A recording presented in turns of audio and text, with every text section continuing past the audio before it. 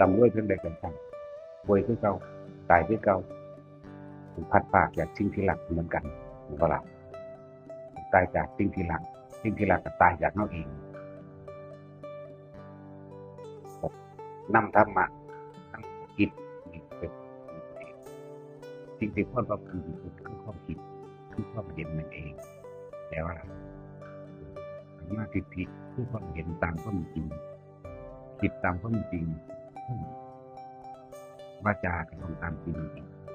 การกระทำกับทำตามความจริงเป็นไปเพื่อความบ่เบียดเบียนได้โดยรองเกี่ยวกับเป็นทรัพย์สิน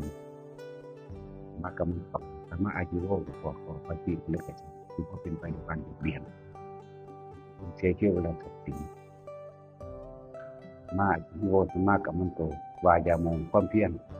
พยายามต่างๆมีความเพียรที่มันเห็นเป็นรูปธรรมจริงๆบ่แม่นเพียรพยายามสวดมนต์ขอร้องอ่อนวอนคือเป็นบันดาลสมาธิตรวจสอบระลึกนึกขึ้นหลังแบบคือเอาเราสมาธิระลึกนึกแต่ที่ได้ทำแล้วล่ะหันก็มาระลึกนึกโอ้ชีวิตจริงตะเกากูทำท่านก็มีแต่ขอทำพ่อกูบนถูกเจ็บตัวแต่ได้ยังก็มีแต่ฝากความหวังไว้กับสิ่งศักดิ์สิทธิ์กับคนอื่นมัน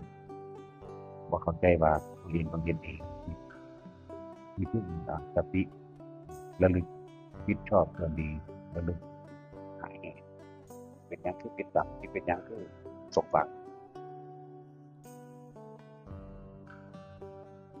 ที่เกียดอยากได้ดีที่ไหนแล้วก็มีตะกยันมันเพี้ยนอดทนก็เป็นได้ดีเท่แล้วมันจะเป็นสมาธิเองแต่ว่าจิตระลึกถึงตามที่เป็นจิตมันก็ทำก็เป็นจิตวัดไปครับวัดไปครับคนชักชวนไปท่าให้เขาลงนับถือสามารถเป็นเทวดาเห็นพวกกันหลายไปทำพิธีต่างๆจะต้องแก้บนหรือเป็นบนบานสารเก่าทำพิธีถวายทองล่ำนังนี่เช้าคุณมันบางวันไหนก็ติ้งเป็นดูดวงบอกแล้วในคนอาบน้ำในบอกมันกับนี่มันวันไหวเลยเนี่ยมันก็เป็นธรรมญาณะเห็นหนทางแห่งความบริสุทธิ์บุคคลตามความจริงเมื่อมันเห็นหนทางนี่มันก็เข้าสู่สัมมาวิมุตติแหละสัมมาทั้งสี่ไปเลยบ่แม่นมักวิองแปดธรรมดานี่วิองทิพย์เลยเราบอกสมันวิองแปดตอนนี้บอกมักวิองทิพย์ถ้าได้แปดแล้วมันก็เป็นเก่าเป็นทิพย์เนาะเป็นผู้นำตัวเองคือการที่ทำบุญทำทานสิ่งใดก็แล้วแต่ให้ทุกคนเป็นผู้นำตัวเองได้ยินได้ฟังธรรมแล้วแจงรายละเอียด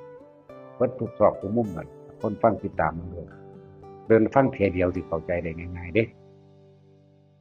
ถ้าเอาคืนนินท่ากันฟังเคิงเทียก็ได้บ่พอเทื่อหรอกไปปุ๊บเขาคุ้มกันปั๊บเป็นอันเดียวกันปั๊บเห็นบ่เนี่ยทุกคนเป็นผู้นำตนเองสิไปทำทานทางไหนไปทำบุญทางไหนโล่งใจเชื่อใจเจ้าของอื่นมั่นใจ